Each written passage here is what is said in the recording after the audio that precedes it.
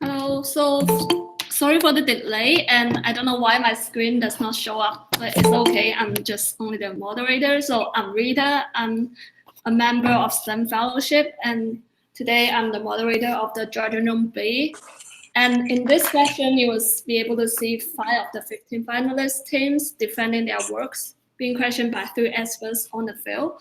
And the expert for this room are Tim Collingham from Hoffman Roche Limited, Sean Rauch from the University of Toronto, and Anne Mayer from Ontario Genomics.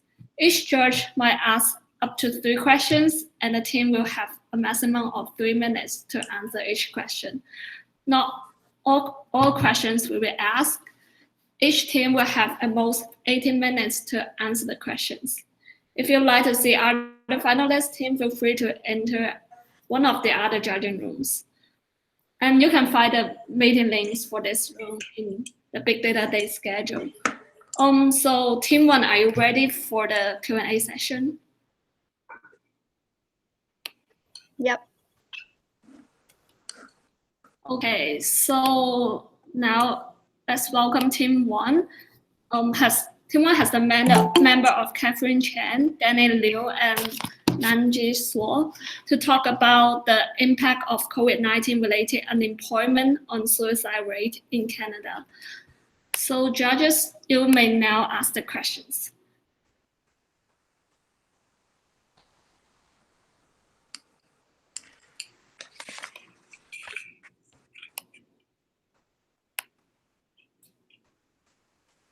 I'll go first, I guess. Go ahead. So I'll ask one question, I'll pass it on to someone else. Your predictions for 2020 are based off your predictions for 2019.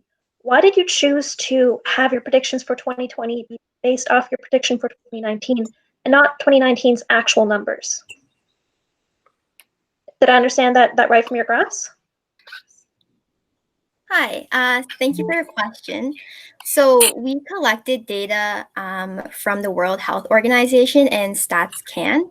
Unfortunately, we weren't able to find 2019 suicide data, so that had to be predicted as well from our linear regression model. So that's why those numbers in themselves, there could be some error, but assuming that nothing big happened that may have caused the suicide rate to dramatically fluctuate from previous years, we decided to use our linear regression model to calculate the 2019, and then using the current 2020 unemployment rate data from StatsCan, we then predicted suicide rate from that. Thank you. Thank you. Hi, it's Dean. Just a quick question. I think it was obvious, but I didn't see it specifically mentioned. The suicide rates by who were Canadian specific? Yes, They were. Okay. Well, I'll jump in. It's Sean here. First of all, great presentation. I was interested more in, so if the unemployment rates, so that, you found sort of the older males, these are consistent findings that older men are always, higher rates of suicide. I wanted to appreciate a bit of the link, and can you guys hear me? Because there's a bit of a reverberation on my end for some reason, I'm not sure. But I was interested in your choice of the solution, the cognitive behavioral therapy. Why? I mean, CBT works, but why in this situation? What was convincing to you that this is what you should recommend? I think, first of all, we really valued the fact that we needed a solution that was allowing quarantine measures. So CBT is a set of techniques that you can easily deliver to people. You can easily communicate with people the basic techniques and ideas that help with positive psychology. And so this was a very easy way to connect and reach a lot of people online, socially distanced, Right. that also has great effects. So it's been shown time and time again, it's effective, it's efficient, and this way it's also very cost efficient for Right. a national scale. No, okay, that makes good sense. So just a follow-up question. What struck me too was the isolation, the social isolation, and that's occurring even more so with COVID-19. And was there something about CBT that got at that? I mean, I recognize CBT, as you mentioned, you needed something that could reach people in because of the physical distance, social distancing. But what would the social isolation with the men, older men, seems to me a particular problem. Was there something about CBT that you think could connect with that, or yeah? So I think I'll answer that. I think the huge benefit of CBT is that it has very broad applications and it can target a variety of different mental illnesses.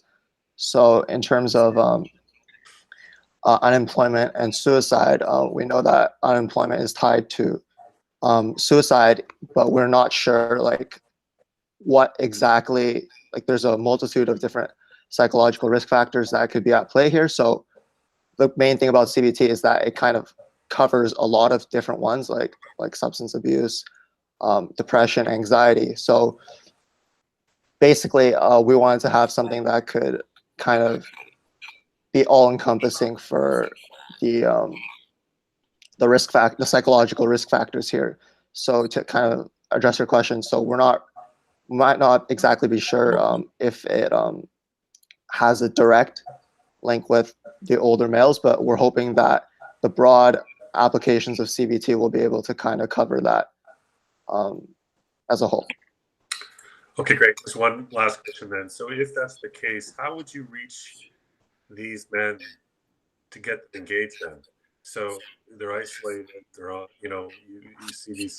So what would be the strategy that, and men might be different than women in terms of, how that, so what would be a strategy to get to them? Because if you show it works, or you think it'll work, it's broad, it could get a lot of underpinnings of depression and anxiety, that sort of things. But how would you get them, hooked into it? Well, another half of our solutions proposal was also a social media campaign. As you know, like reaching people in this time is very hard, and a lot of kind of online solutions were very attractive to us.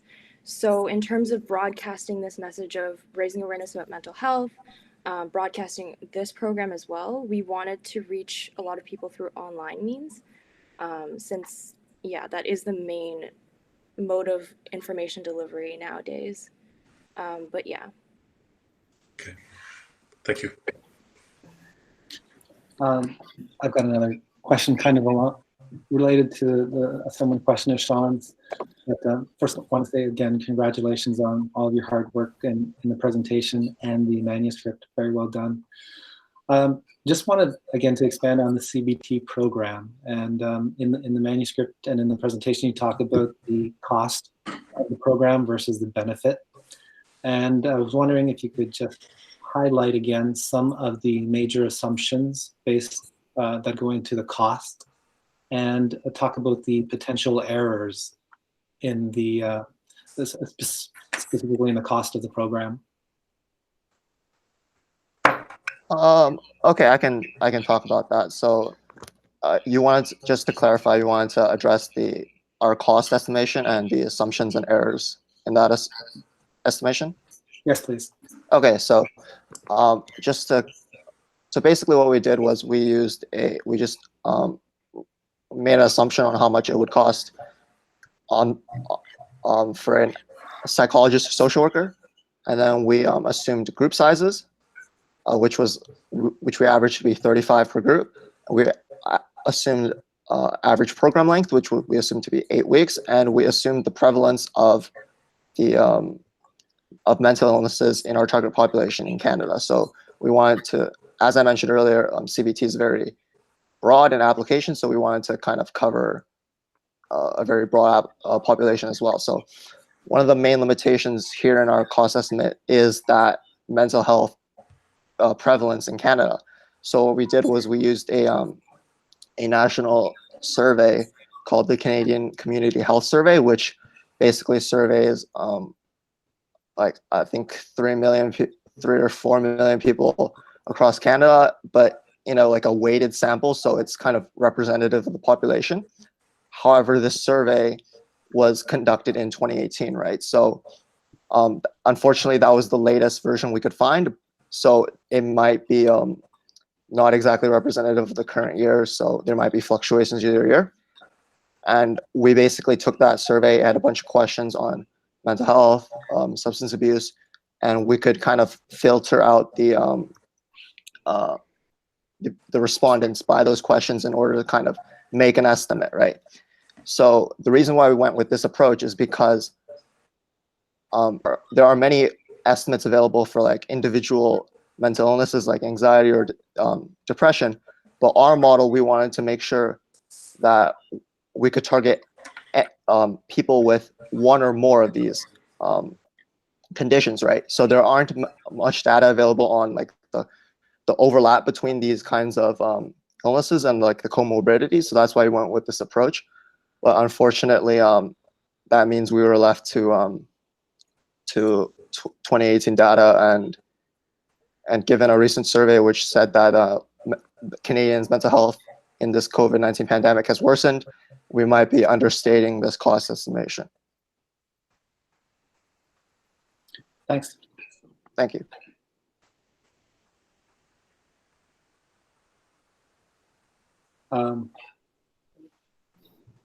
I guess I can ask another one, unless, yeah, I'll ask another one. Just so with your recommended solutions, I was just wondering how if you balanced or gave weight to an approach of really enforcing or promoting localized connection or discussion groups versus those that are professionally moderated.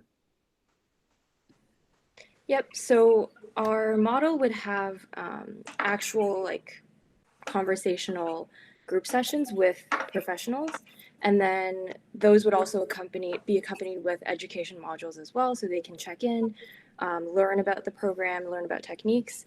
And then the other half of that would be just group forums, so people can connect online through these forums. They can share their experiences, connect with others who have similar struggles, similar stories as well. So yeah, in that sense, they can connect through that way, and it'll be moderated by either trained people or professionals as well.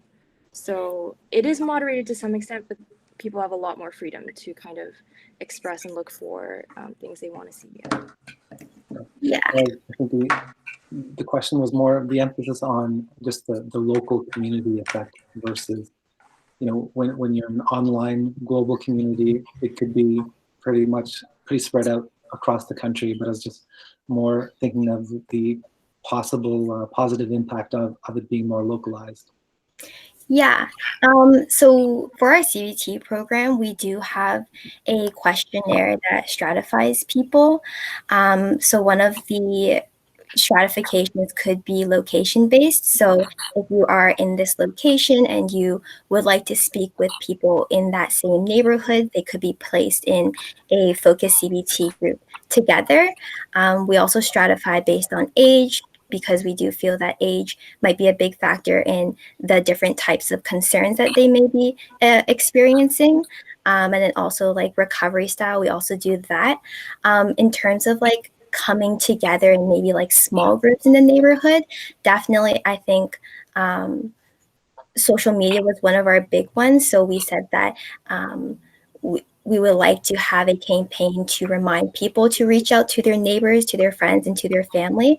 And with the economy slowly opening up, we think these messages still remain important, but now they can actually meet up in person. So that's what we think in terms of local communities, we could do that. Thanks. Thank you.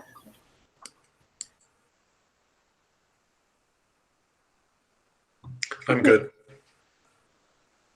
I can ask just the moderator to let us know how much the amount of time allocated for each group for questions and how we stand versus time. So we have a maximum of 18 minutes, but if you don't have anything to ask, so we can go to the next team. So I guess that's it for team 1, right? Okay, so yeah, so now we can welcome team 2.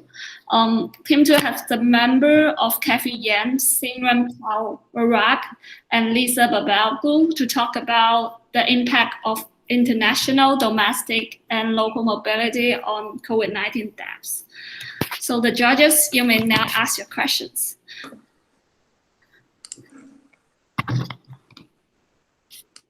I'll go first again. Which countries were you looking at in your analysis? I didn't quite see that. So we took the list of countries from several places and we merged them. So our data sets included the Johns Hopkins COVID-19 data set, population values from Gapminder, and also tourism values from the United Nations World Tourism Organization. And just by virtue of having incomplete data for one or more of those data sets, many countries ended up filtering out. So on average, we had about 60 countries involved in our analyses. And I don't know the list of them. I don't know the list off the top of my head, but that was the number we used. Okay. And then when you're looking at the deaths in the countries, did you try to normalize in any way for the length of the outbreak in that country? Or did you just do total deaths up to the point that you started your analysis? We just did total deaths up to that point. We couldn't really find consistent global data on when the outbreaks first began. And based on the values we had for our mobility data, we opted to use the average of the values for May 15th. And we chose May 15th because for our mobility data, we chose to use values from March 15th to the end of April, so April 30th, and May 15th is approximately 2 weeks away from that. So judging by the average, the median length of time it takes for someone to contract COVID-19 and be hospitalized or pass away from it, we opted to use that date. Okay. I guess one more question. As this pandemic has progressed, we now know that there are a lot of people who are asymptomatic, and we know there are age groups that are more likely to die than other age groups. And we also know that a lot of deaths have gone unreported just because the testing capacity isn't there or hospitals were overwhelmed. If you were to redo your analysis now, do you think that you would still use death as your measure of how affected a country is by COVID-19? So we use deaths as our measure as a way to counteract the effects of inconsistent testing. But I do admit that deaths is an incomplete measure because a lot of countries are at different stages and deaths are going unreported. I think if we were to redo our analysis, it would be more informative for us to actually narrow down the scale. I believe that we would still use death as a measure, but at a more national or even like provincial or statewide scale, that would be more informative for judging the extent, judging the relationship between mobility and the death rate. Thank you. I'll pass it to someone else. Thanks, Anne. Again, great work on the presentation and the manuscript. As far as for this judging session, initially I thought we'd be watching the videos again. So I had a question related to one of to your presentation, but I'm not exactly sure if you'll know which part of it I'm referring to, because I was hoping to watch get more detail when I saw it again. But during the presentation, at one point, you talk about the premise of equal inbound and outbound tourism, and then you pause. One of the speakers pauses and says, but that then we corrected that assumption. And I was just wondering, first of all, does that resonate with someone? Do you know exactly what I'm talking about? And secondly, if you can just expand on what made you rethink it and challenge your assumptions. Right. So I do know what you're talking about, don't worry. So essentially, we first just did basic linear regression between inbound and COVID-19 deaths and then outbound and COVID-19 deaths.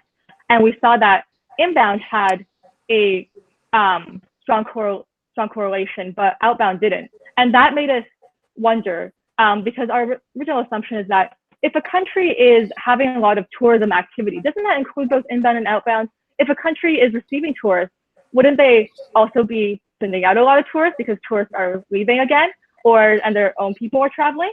But then we reconsidered and we thought about places like the Galapagos. So the Galapagos receives a huge number of inbound tourists, but there's hardly anybody, and those people end up leaving, but then there's hardly anybody that are native to the Galapagos that are leaving. Whereas if you look at the United States, lots of people coming in, lots of people leaving, and lots of Americans are traveling. So we ended up thinking, hey, maybe there isn't a strictly linear correlation between inbound and outbound. And so we came up with the boxes that we had on our slide, which is basically separating our graph into 4 sectors with low inbound, low outbound, high inbound, high outbound, high inbound, low outbound, and low inbound, high outbound. And then so we thought that one way to do it would be to do k-means clustering, and which is a method that using the inbound and outbound data would sort the countries into its respective cluster. But when we took a look at our actual k-means clustering result, we didn't see those 4 clear clusters. And at first we were like, oh my gosh, our assumption was completely wrong. But then we took a closer look and thought, hey, actually, it looks like there's 2 clusters instead. So not the 4 clusters we were originally hoping for, but there was definitely a pattern. There was definitely a cluster with both low inbound and low outbound, and then there was this cloud that was kind of everywhere else. And so we moved forward with our analysis from there. Thanks. Okay, I'll jump in, Sean here. Thanks, and great presentation and paper. And all of these are interesting topics. I was wondering first, just on this notion of, something's related, something's not, and the inbound versus outbound, and deciding on statistical levels, and so in your presentation and in your paper, you have these correlations about the inbound outbound, and if you look at the 2 graphs, figures 2 and 3, one's significant, obviously highly significant. The other one is marginally, and saying it's not related. And I just wonder sometimes about the spread, of these, and it may not be an all or none thing, right? So it's a matter of degree. So, what are your thoughts sometimes about, you have sort of type 1, type 2 errors when you say, well, it's not there. Maybe I'm not looking at the right way, or looking at the right variables, or have enough data to give me a strong signal. Just any thoughts there around, the decision to say one's, you obviously set a threshold for significance, but any thoughts there about just, the strength and spread and those sort of things? Yeah. So since embarking on this analysis, we've taken the time to learn a lot more about these kind of like machine learning models and like statistical models. And one of the things that I would do, I have learned in the meantime, is the use of learning curves to judge the efficacies of this model. So what a learning curve does is that it plots the cost, which is like the error rate, for your training set as well as for a validation set. And it plots the error rate as the number of iterations increase. And that is informative in telling us whether we have enough samples or not. So that's something I would definitely do. And that will let us know from that perspective whether we would need more data to make a better conclusion. But also, I agree that in terms of spread and like errors, and just in terms of practical considerations, we're doing a global scale analysis, and lots of countries are different. And as Anne Meyer pointed out at the beginning, countries are at different stages of their infection curves. So that's all things that we haven't considered, and that are things that would improve our model and make it better. And in terms of looking at outbound tourism and how it's borderline, I agree that saying outbound tourism is or is not correlated should not be as like formalized or official in this case. But I think something that might help and elucidate more of this relationship as we progress and grow in our skills is doing some causative analysis and seeing if and making doing some statistical analyses regarding causation. And that might also help us give a better idea about the relationships between our variables. Yeah, that's great. Because when you look at the red lines, right, they're not too far off. But if you look at the spread, with figure 2, they're a lot tighter. And then so you sometimes one or two about your data. We assume sort of data quality is the same for all. Like if you have one or two points that are, unreliable or maybe even not coded well, right? Can make a huge difference, particularly in if you drop out one or two of those dots in figure 3 or add one more or two, your correlational coefficient is going to go up a lot because so that's just one thing to think about. The other, I wondered about the issue of in and outgoing planes and what screening happens and directives happen. You didn't take that into account in my reading of this, but that may have been an important factor here, right? So that Canada, for example, was late in implementing very strict protocol, right? They had signs up and that sort of thing. So I just wonder, if you thought about that in terms of, I don't know if I noticed it in your discussion either, but I would think that would make a difference in your in and outbound flights and even domestic ones. The degree to which those things are happening as a covariate through this could shift things one or the other. Did you give that some thought? And I apologize if I missed it. Oh, you're correct. We didn't address screening measures and policy-related measures.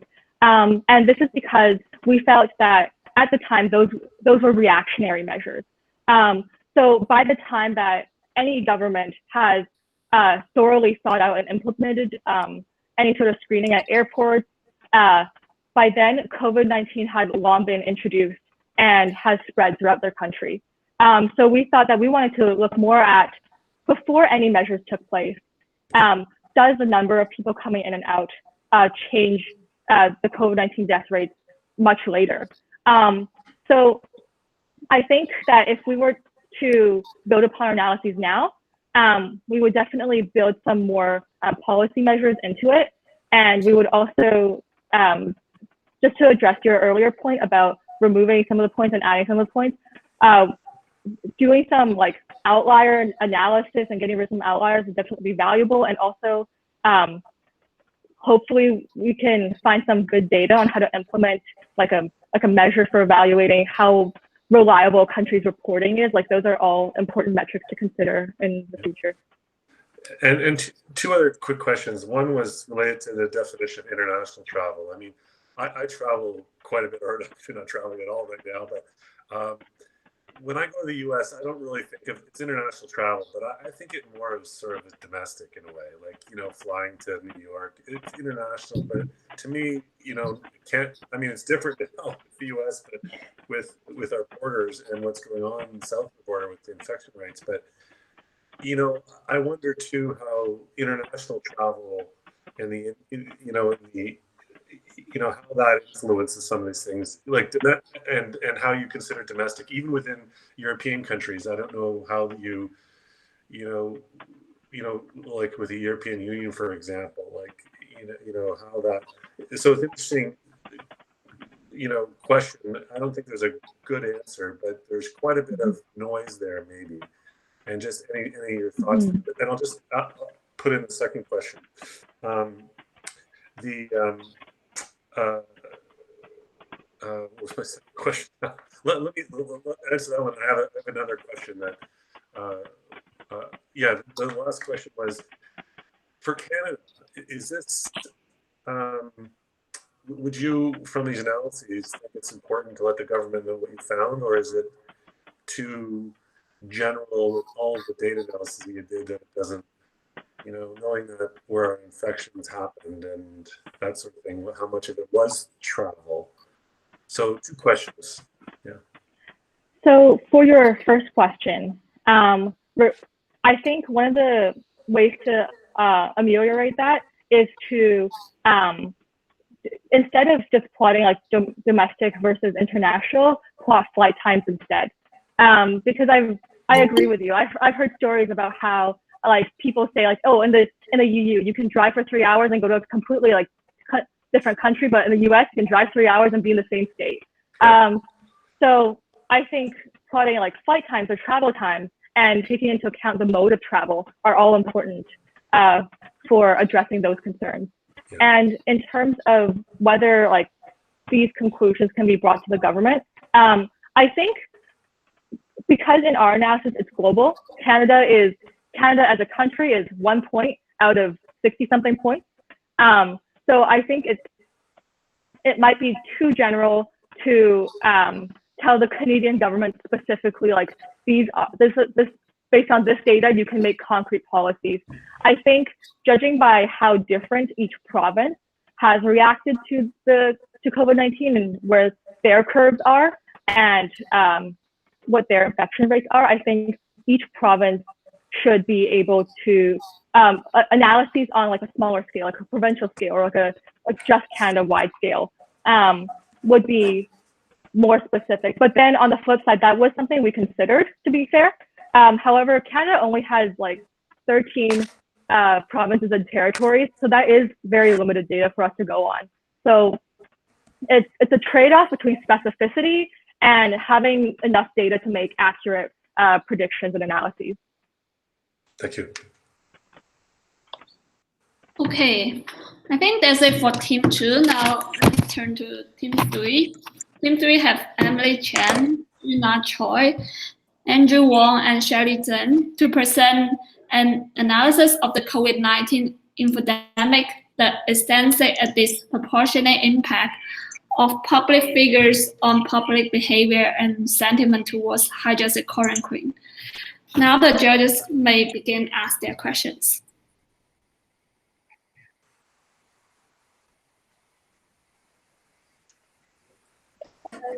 Did you try to annotate your graphs for when important scientific papers were coming out? So pretty much every time Trump tweets something, bad things happen. But before he tweets things, scientific papers come out. Did you look at sort of when the science comes out, when Trump says something, and what effect that has? So when it came to the events that we particularly chose, we didn't go about looking at Trump and then seeing if anything happened before. It was more so we focused on events that were related to hydroxychloroquine because we didn't want to cherry pick any data. So we try to encompass all of the events that were more so specifically in US, except for publications and something like the World Health Organization. So we were able to encompass all of the events as best we can that was related to hydroxychloroquine. And then from there, we noticed how Trump was in a lot of the events, and that's how we went about with our research. Thank you. And sorry, is it okay if I just add on to that? So we did go about also analyzing sentiment pre-Trump tweet, just to see what the overall sentiment and the number of tweets were prior to hydroxychloroquine being of interest for COVID-19 treatment. And a lot of the tweets that we did find were more so relevant to obviously like anti-malarial treatments.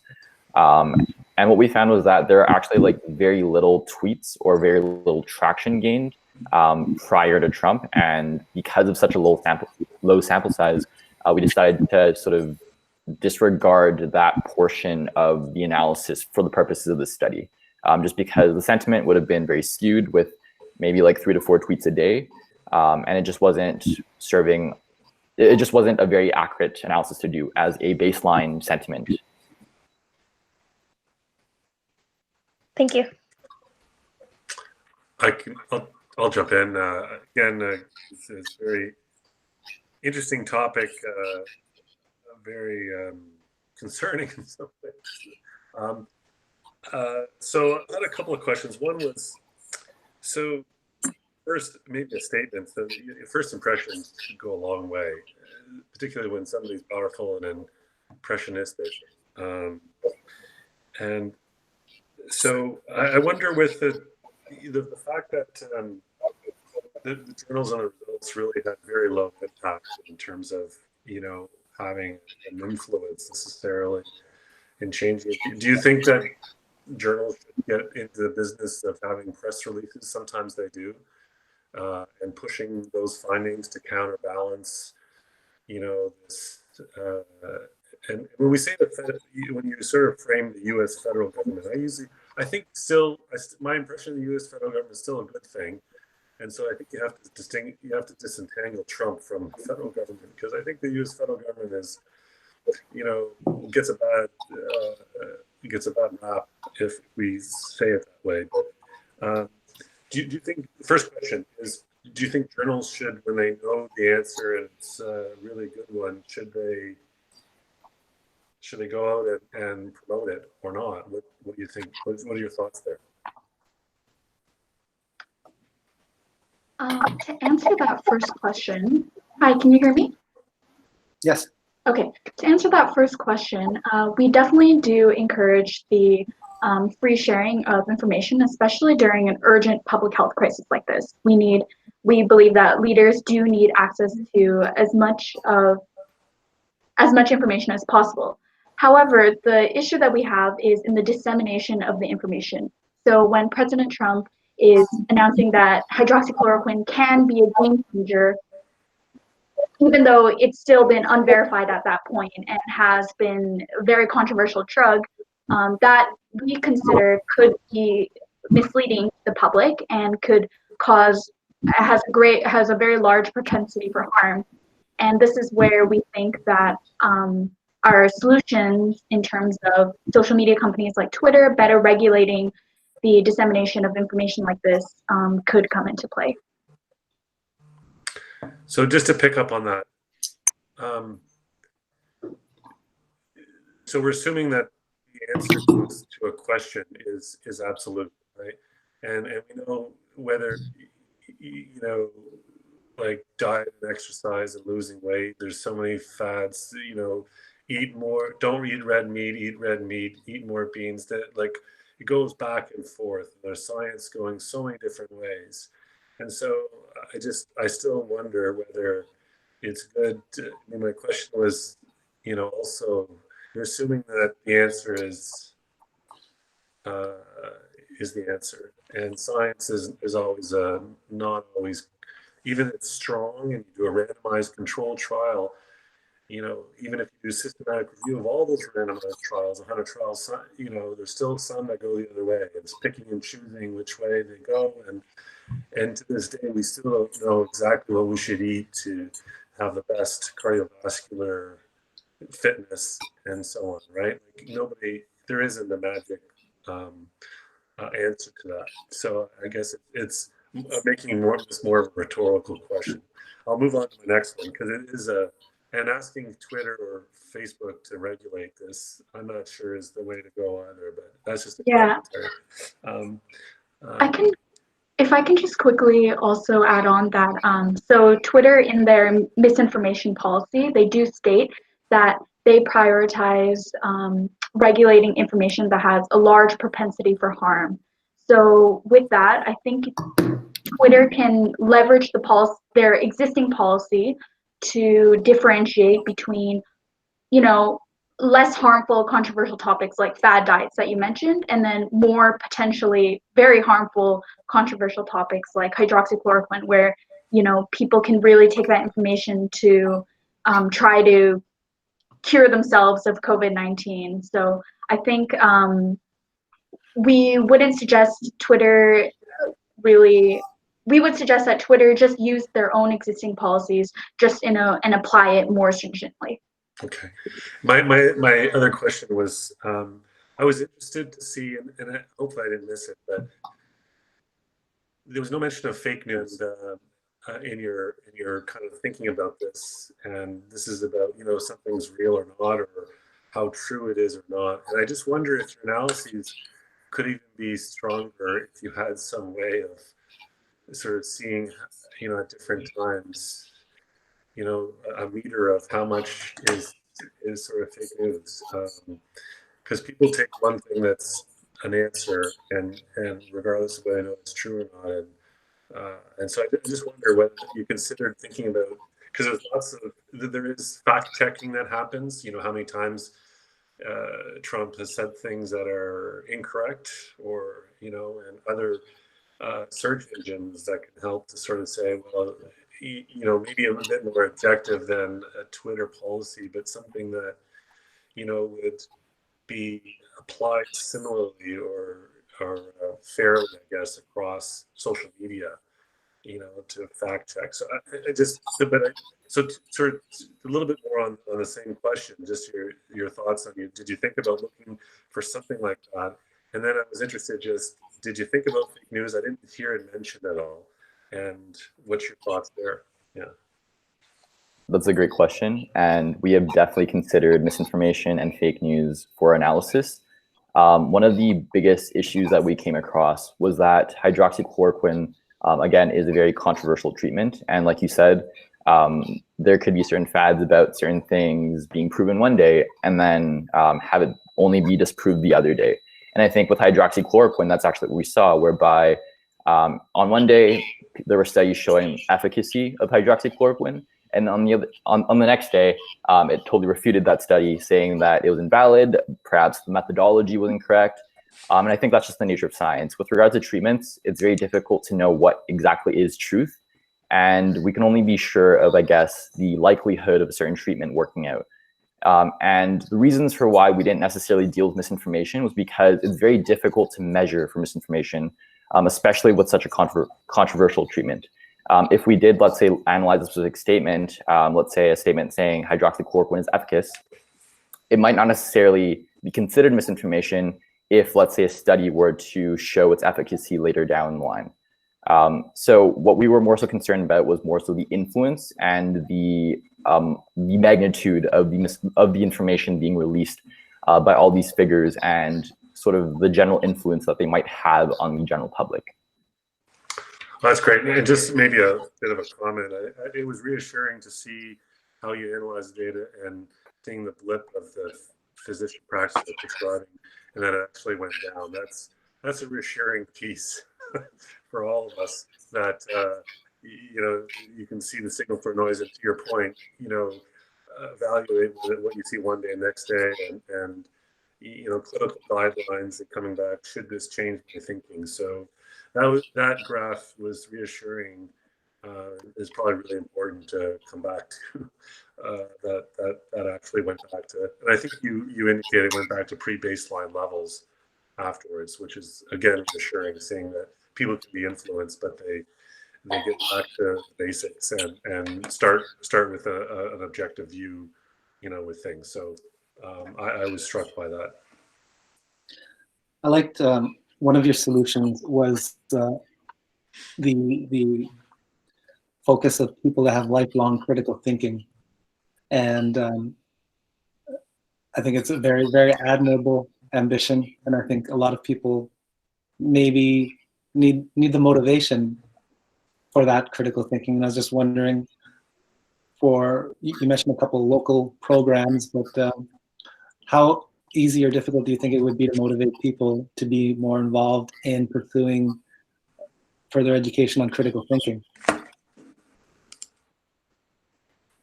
So for sure, yeah, I totally understand.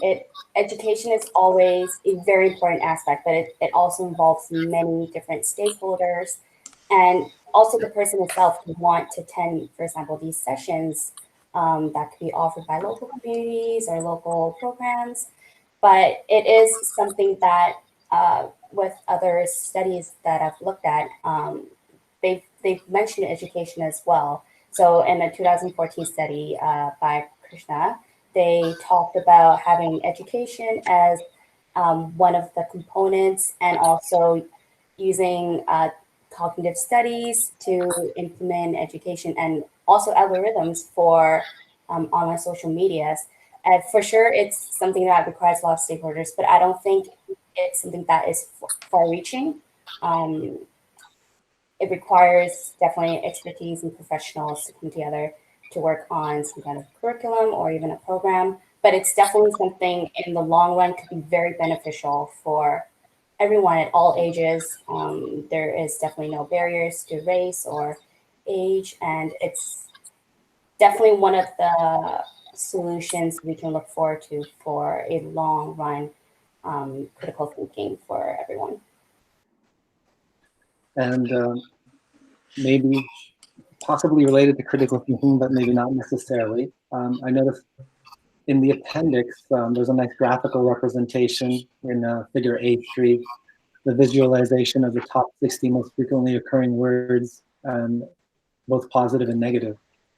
And I was wondering, and I think I was surprised looking through your paper that when you're talking about the federal government in the US, there wasn't a discussion along political leaning of individuals in their underlying decisions.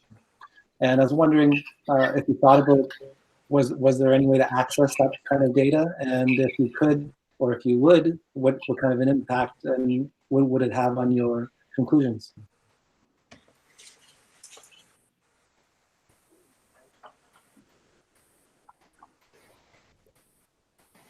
I can speak to a little bit about determining kind of whether people are have a propensity to lean towards their belief regarding their political beliefs. I think for us, we did discuss that. Maybe to clarify a little bit more, just whether Republican or Democrat in the U.S., of course. Yeah. So we did discuss that, but we agreed that it was too hard to determine whether they're Republican or Democratic based on their tweets. That would have to be something, and I think it's hard to determine that even if you know somebody. So there's really no way to determine the demographic of the person,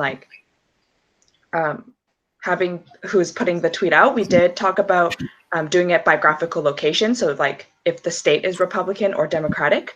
But again, it's hard to then link the tweets back to the original place they were talked about. And also, we found that people talked about Trump regardless if it was positive or negative. And I think it was a lot of criticism regardless of whether their views were Democratic or Republican. I think Gina can talk a little bit more about kind of how we address this in our discussion. Yeah, so essentially, while we weren't able to do a statistical analysis, we would expect that people who have more positive sentiment towards the drug are the ones who are most likely influenced by the US government, because the US government was the group that most strongly promoted the drug. And then so following that logic, we would expect that those who have positive sentiment towards a drug are probably more Republican leaning. And if that's the case, it's very interesting that regardless of whether the group of people felt positive sentiment towards drug or negative sentiment towards drug, Trump was still the #1 frequently occurring word in both groups. So this shows that perhaps political affiliation may not be as much of a factor in how influenced they are by the government. I know we probably have to move on, but there's the comment, two comments. One is that, boy, is he a good manipulator of being the center of both those word clouds. Like, he gets it either way, and it's such how he does that, I'm not sure. But I think one suggestion would be you could potentially get at this by looking at re-election, who's up for re-election. So everybody follows Trump, right, in terms of deciding whether they're going to speak out or not, and jump on the bandwagon, depending on whether they're up for re-election. So you could look at that for both Democrats and Republicans, and to see who's up for election, and see how much of that influences the kind of movement to increase those numbers. So anyway, just another that would be a fairly objective way too of getting at the political leaning, because everybody feel they're not, they may still use Trump's name, but you could see how it shifts one way or the other depending on whether for re-election or not, and so interesting to think about if you guys pursue this more. Yeah, I think that would be great additional research we could continue to extend on the current scope of what we have done so far.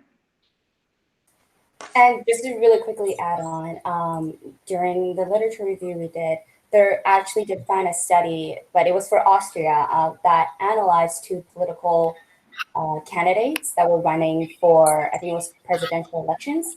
And yeah, they looked at their TV discussion and how that transcribed into or made its way into Twitter. And then from there, they analyzed the sentiment of the public for everyone that liked, replied, or retweeted these candidates' tweets. And they actually have really interesting findings because one of the candidates catered more towards an emotional, like positive, negative sentiment, and another one, their tweets more neutral. And what ended up happening was the candidate who won was the one who tweeted more neutral statements, and his followers actually helped when it came to him trying to shut down misinformation about him. They actually helped him spread that, correction of misinformation about it. And that was, I believe, one of the biggest factors that helped him win the presidential elections through social media like Twitter. Interesting. Okay, thank you, Emily, and thank you, Team 3 and the judges. Now we have to move to Team 4, which has Eddie Gore, Mahal Gupta, Parya Tarabi, and Sonan Kanapan, to present deep learning transcriptomic model for prediction of pan-drug chemotherapeutic sensitivity.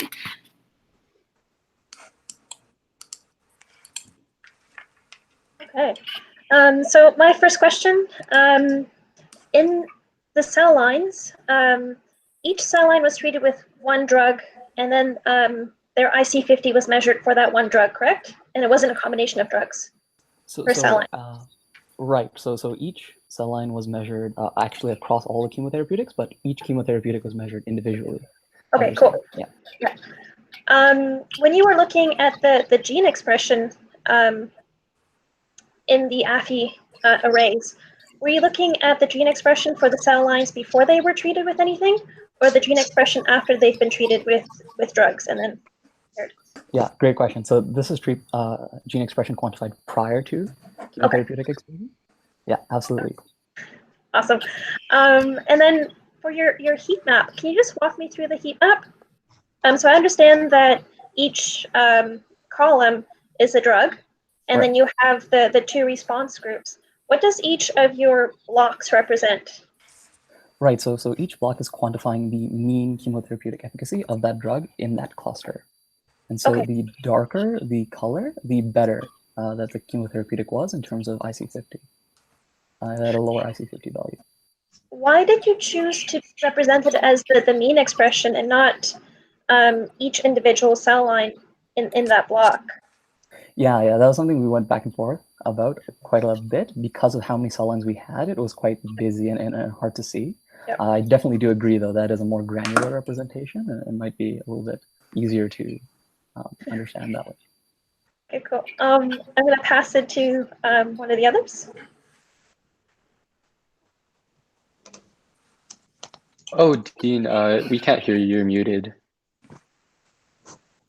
Sorry about that. Great presentation and good manuscript. And I hope that it was a very learning experience with respect to big data. It's been a learning experience for me as well. But I was hoping maybe you could tell me more about overfitting and why more layers is not always better. Yeah, for sure. So I guess I can take this one. Overfitting is really a problem that neural networks face a lot. When we increase the number of hidden layers, basically what we're doing is we're increasing the complexity of the model. And one of the dangers of increasing the complexity is, for example, if you have a graph where you have like two clusters that are really close to each other, sometimes the best way to represent that is just a linear line through it. However, as you increase the hidden layers, as you increase the number of neurons, as you increase other parameters in the neural network, what actually happens is that you can represent more and more complex functions. If you think of a single neuron as like a linear regressor, if you have a ton of neurons and a lot of hidden layers, basically you're trying to find the function that best separates various categories or clusters of cell lines in our case. And so as you increase the number of hidden layers, your model gets more complex and it makes it more prone to overfitting. And so like one of the ways we tried to counter this was, first of all, we plotted confusion matrices. We saw the number of true positives, the number of false positives. That was one of our measures. The other measure that we were trying to do to really prevent overfitting was we added this thing called batch normalization. So basically after each hidden layer, batch normalization basically rescales your data and brings it back into the original scale of the data. As well, we added dropout layers. So basically what happens is after every layer, we cut out certain neurons from actually firing. And so really the thought of this in preventing overfitting is that the dropout layers help us prevent spurious relationships between neurons. And that's really how we try to prevent overfitting. If I might just add, actually, just in terms of why is overfitting bad for our model, of course, as you increase complexity, you're able to separate out those two groups more effectively. That's only on the training set. Once you go and generalize to an external data set and you try to use that model on real data, which is really the application of this model, you start to see that the model breaks down and the accuracy decreases quite severely because what you've done is you've made it perfect for your training set, but now it's not translatable to real data. Great, thanks. Also, one more question. The outcome, you've looked at identifying 300 genes. I was wondering if you compared them to commercially available panels on the market and what's the degree of overlap to existing products. Right. So maybe I'll take this one. So essentially, the novelty of this project is actually that there isn't actually a comparable product on the market in the sense that this is a pan-drug predictive model, and it's to an extent a proof of concept. So existing panels that do exist are largely specific to particular chemotherapies or classes of chemotherapeutics, and so they have predictive value on predicting which therapeutic would have the most effectiveness on a particular patient, but these are largely specific to a class or a specific drug. Our hope was that we could expand this so that we could actually create a candidate listing of several different drugs that all have predictable behaviors on individual patients. So there isn't actually a comparison for us to make, but what we could potentially do in the future is compare our predictive value as compared to some specific panels for specific drugs. And so our hope is actually that this isn't a replacement for those panels, but this is to be used in conjunction with those panels. So kind of use this broad spectrum approach of our predictive model first, and then start using these more specific panels for specific drugs afterwards. Yeah, and just to jump in there, basically what our project aimed to do was really to separate cell lines into two different response groups. And really our idea with this is it was a proof of concept. So can we separate our cell lines into two groups? If we can we predict based on new genomic data, whether or not patients would either fall into response group A or B? And then from here, what we wanted to do is we wanted to recursively subcluster. So within our cluster A or within our cluster B, what we can now do is we can go, hey, what if we apply the same pipeline to it? And that's what makes our project really novel. So literature right now is basically stating they're taking smaller gene signatures specific for a couple of related cancers. But our approach was we wanted to take a pan-cancer, pan-drug cohort. So we're starting at the biggest level and we're recursively subclustering down and down and down into more granular categories of chemotherapeutic response. And based on these chemotherapeutic responses, what we want to be able to do is we want to be able to tell the clinician, based on some microarray data, what are the best drugs to use for this particular tumor. And that was really where the novelty of our project pipeline came in, because it really allows us to easily subcluster within clusters. Okay, great. I'll jump in. So again, great presentation and well-written manuscript. And maybe I'll just pick up on the last comment there. I'm this not being even really anywhere close to my area. I'm going to go, stay up at 20,000 feet, and it's really about that. It's like what I was trying to get my head around the value of these approaches and the thinking behind it and what application it has. And so you just touched on that and said it very, very well. So this is about patient-oriented research and response. And just if you could say a bit more about that, I wanted to see how, how viable, and my question maybe is how really viable is it, or how close are we to this? I think it was kind of interesting to think about the complexity of all of this, but are we at on the cusp of using these technologies and understandings to so it's more on the 20,000 feet question. Right.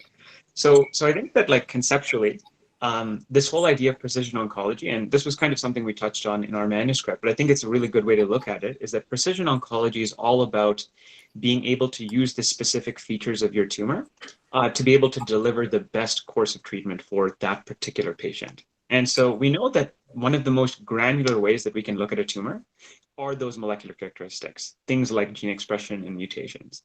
And also we know that those things heavily influence the way that a tumor responds to chemotherapeutics. So if that is the case, basically the bottleneck for the past several years, past several decades, has been we can't collect granular enough data at a cheap enough cost to actually profile each tumor, right? And so we can't generate large enough databases to generate predictive models.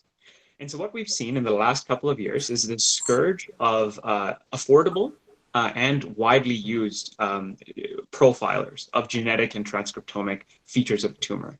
And so now since we have such large databases available, starting with cell lines and eventually into patient databases, we're going to be able to create increasingly sophisticated predictive models that can be used in the clinical atmosphere. And so, I think Eddie already described it, but the hope here is that we can maximize the response that a patient will have to a particular therapeutic. And then we can actually minimize the types of cytotoxicities that patients will have as well, right? And we know that therapeutics can often work, but will have side effects as well. And so we know that we need to minimize those cytotoxicities on a patient if we know that that therapeutic will not work well on that patient. So this is to just kind of maximize therapeutic effect and minimize cytotoxicity. Yeah, That's and just to very good. jump. Oh, Yeah. sorry. No, just to jump in a little. Go ahead. Oh, Go ahead. oh sorry. No, please. No, Okay, just okay. if just to finish that thread though, if that happens, you know, is eventually where each individual have a very unique treatment, like the way you describe it, you know, because everybody is a bit different, their genes and gene expression, so that my treatment for this particular tumor is unique. It has these whatever compounds or chemicals and things, but mine's different than somebody else who may have a very similar, but you want to accentuate more of, you know, something and less of something else. So is it completely individualized treatment, or is it, so is that where the field is going, or is it, you know, yeah. Right. So that's, sorry, you want to go ahead, Eddie? Oh no, my point is related to some other part for the previous question, but please, Sunan, go. Okay. I think that's a really good point, Sean. So the personalization can kind of happen in two ways. One is that we can be completely personalized in terms of creating new targeted therapeutic for your specific tumor. And so that's one approach that we're using nowadays, is that you know, we can create new drugs that are specific to very rare, you know, features of your tumor.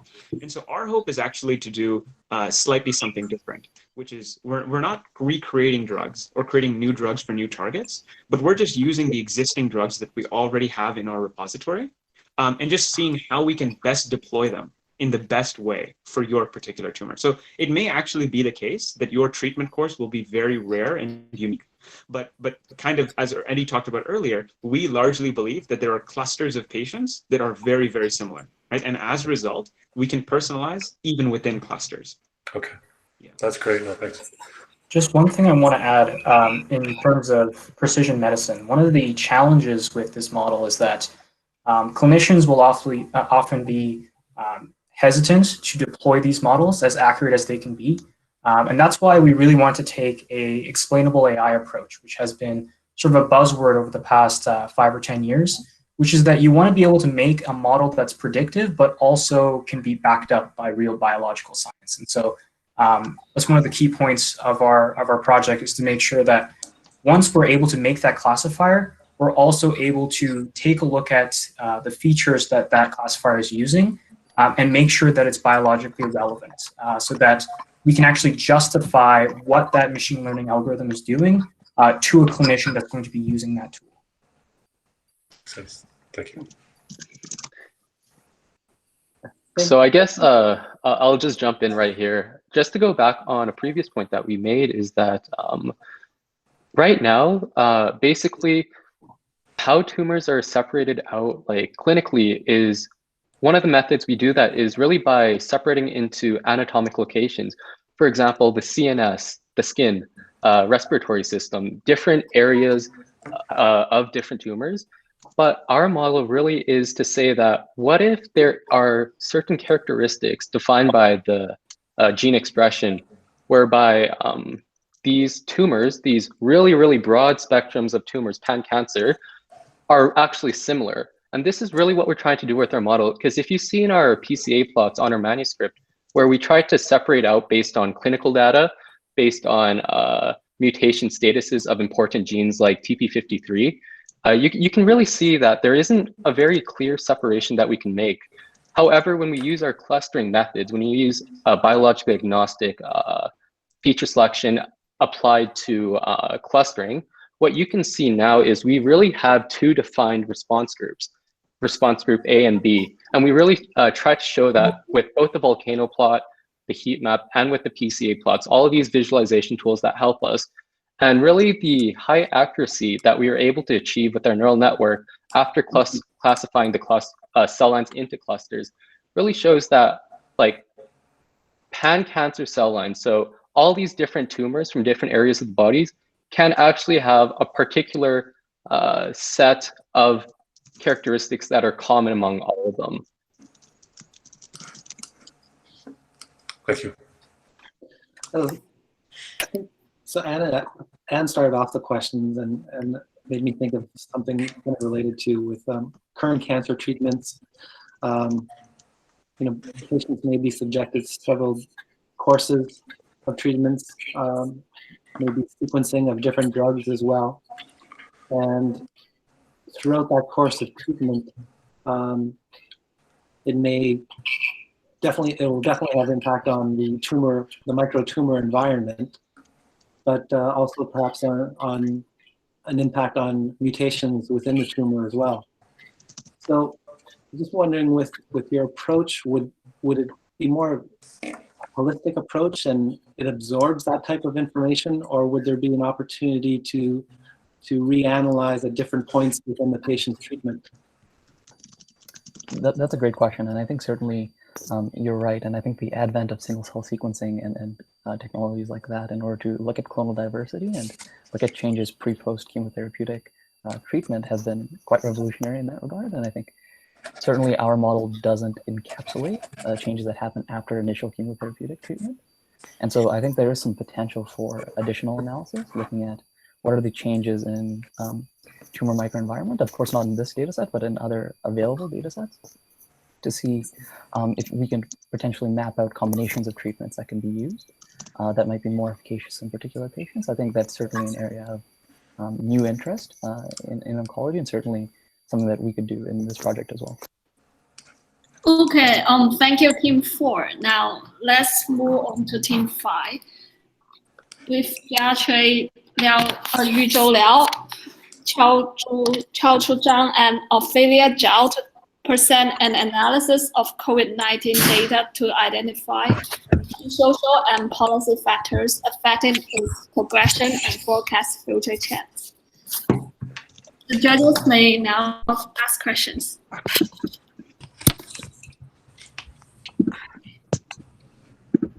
I'll start off with just one question. So your analysis looked at when the initial peak would happen. And now that we've been in the situation for a while, countries have peaked, troughed, and some are peaking again. Can your analysis predict peak after peak, or is it just initial peak focused? So right now it is mostly just initial peak focused, but I think as we progress through time and we have more data on the second peak date, we could also use the same model to predict the second peak date when it starts approaching. Yeah, because for some countries it is still rising right now, and for some countries it has died down like under control completely. So right now the model currently still predicts the first peak date for some of the developing countries. So as we head through summer and then back into the fall, where other respiratory diseases are going to start picking up again, like colds and flus, do you think this will exacerbate the pandemic and we'll see another peak happening? And how can your algorithm take this into account? That's a great question. I think this algorithm looks for particularly COVID-19 test cases, and we also, because of the other flus, like could have similar symptoms, but through like extensive COVID-19 testings, we could eliminate those these flu cases, and we'll focus mainly on the more deadly COVID-19 virus. Thank you. Yeah.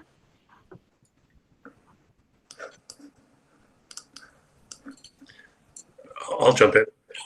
My question, again, really nicely done presentation and paper. My question gets at,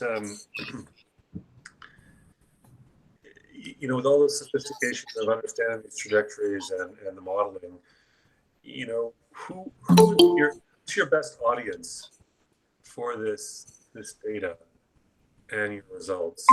How would you perhaps think about communicating it, you know, to sort of emphasize what to prepare for next? We'll begin shortly, so we're...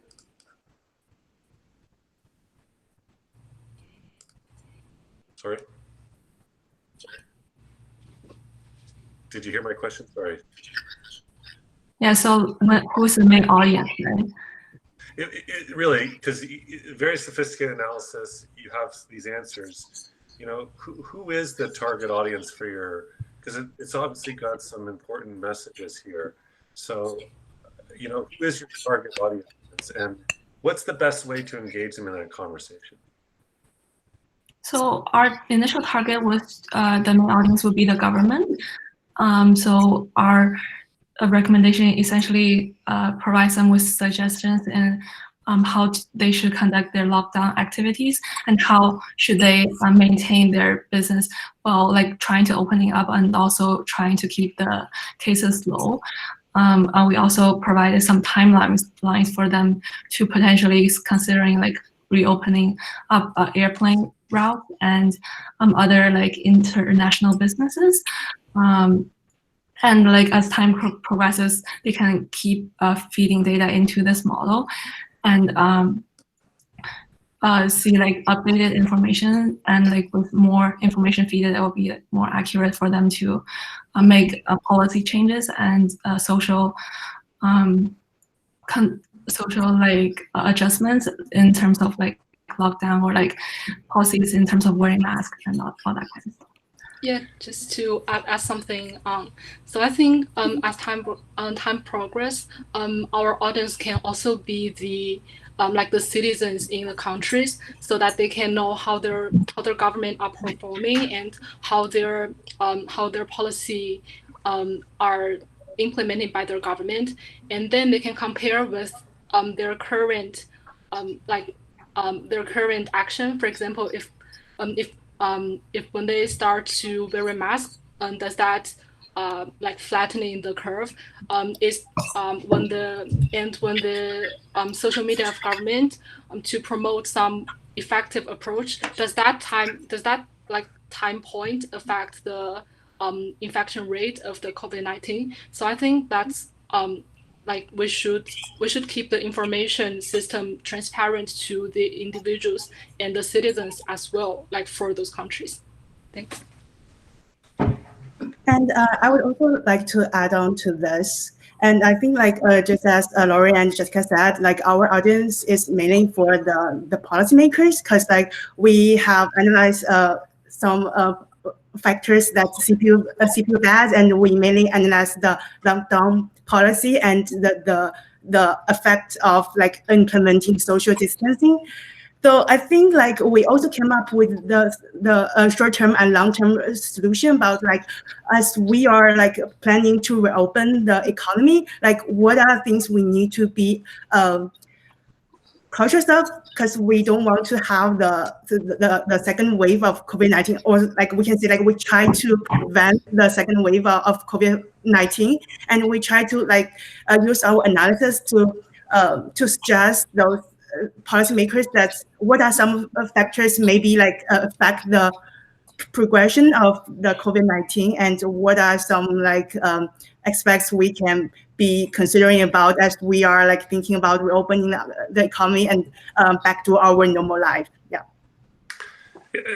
So just one other quick, I know we're running out of time, but it's just interesting. I probably watch too much CNN, but just seeing how the data is communicated and seeing it up on the TV and you know, seems simple to say here's what we should do, but it doesn't happen. So it's just interesting to get your feedback about, you know, what kind of data or the pitch you would make and to whom, because even policymakers, they're not one homogeneous group either, I guess, or they're not as some are receptive, some aren't, and so it is about finding out you have an answer and how to get it to the people who need to know about it.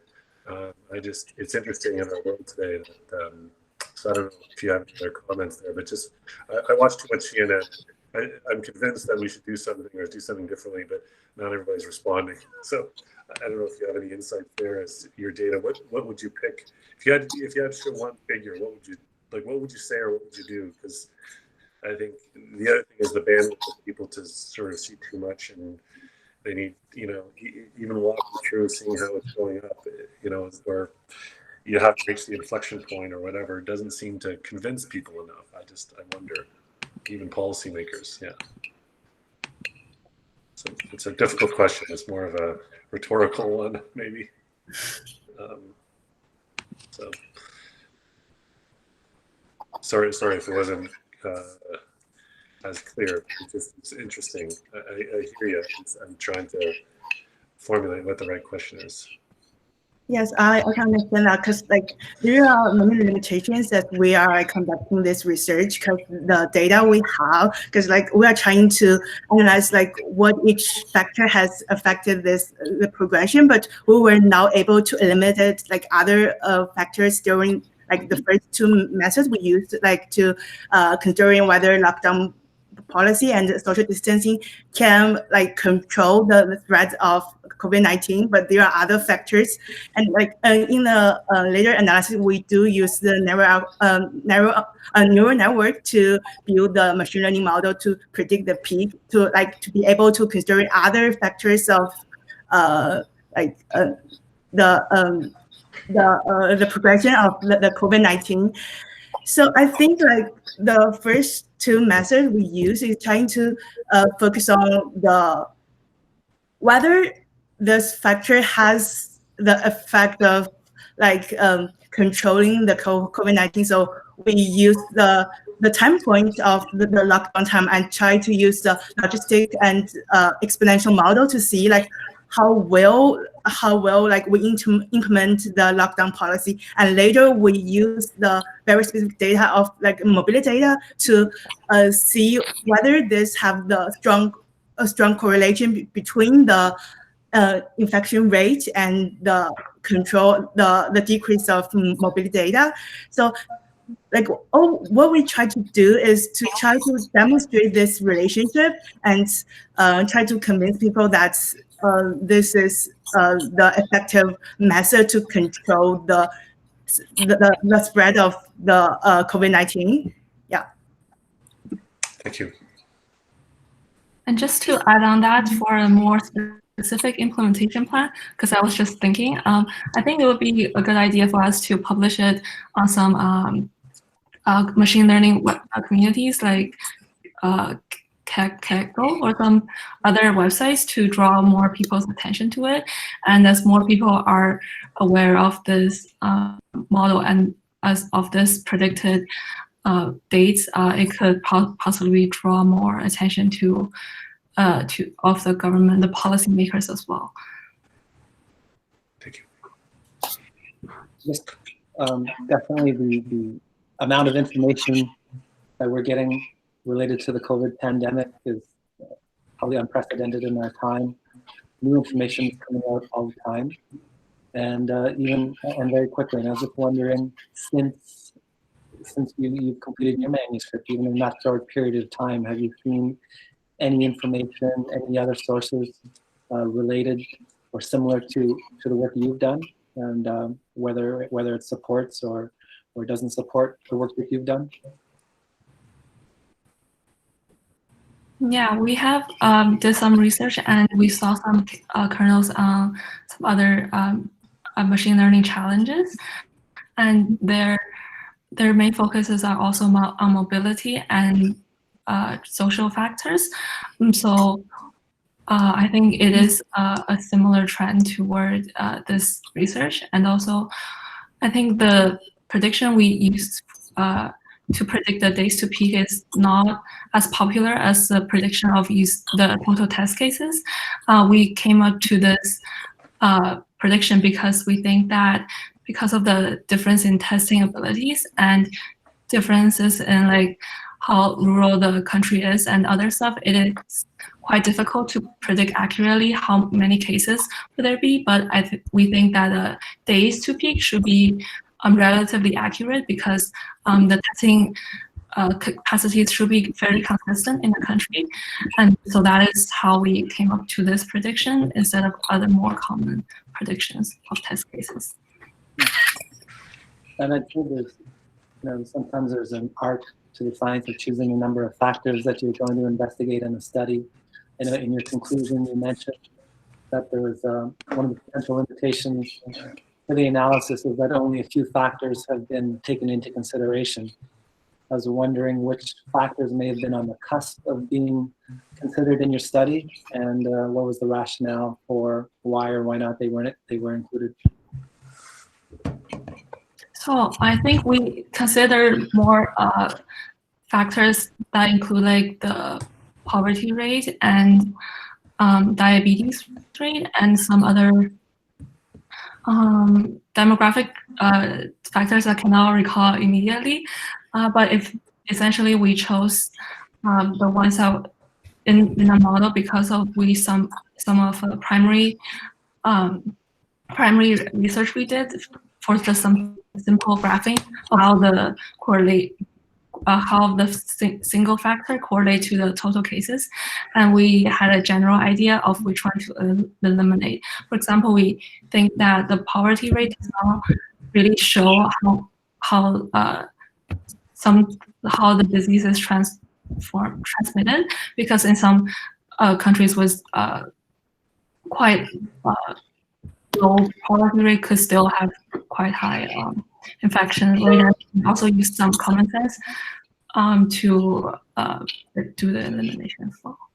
Yeah, I can add something on that. So before we performing our analysis, we actually did some simple linear regression model to fit in each variable to see if they are actually related or there is a linear or non-linear relationship between them. So after see the significance of the parameter estimate, we select like hospital bed to represent the national health system ability, and then we select mobility data because both statistically and practically we can see mobility is the most important factor for the increase of COVID-19 spread. And in addition, some like unprecedented factor in like we might not include in our model is, for example, in US there is a big protest because of the death of the black person. So actually we couldn't predict all, but I think this factor can be predicted by mobility data as well, because it's actually incorporated into the mobility. So as people go out to do protests, their mobility naturally increase, and this will be reflected by our model as well. So I think we chose those most significant factors can actually decrease some the risk for unprecedented events to happen. Yeah, thanks. And I can add a little bit about this. So at the end of our analysis, we have a prediction about the peak days and a prediction of the future trend of the epidemic. And our conclusion is that some countries are experiencing a downward in the new cases, while some countries are experiencing an upward of the new cases. So with this model, actually, we are assuming that the next step in the model is based on the past. Like the future data points will based on the recent past of the observed values and the residues. So I believe that because for policy, when it was introduced, and for this COVID-19, there's an incubation period up to 14 days. So we believe that the effects of these policies are gradually and continuously in time. So when we are doing the future analysis, we assume that like all the factors and are encapsulated, all the effects of the factors are embedded in the previous data. So we use the previous data step by step to model the futures by time series model. So like in this way, actually in the future prediction of the trend, we have considered all the possible factors that we have analyzed. But in this specific project, we are focused on the lockdown policy and mobility. Yeah. Okay, thank you, Team 5, for answering the question.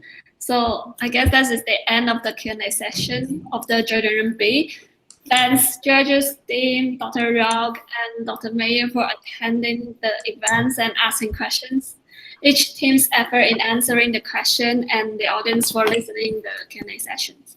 So we now have a roundtable discussion about big data of personal and public health decision happening. So you can join the meeting on the link on Big Data Day schedule.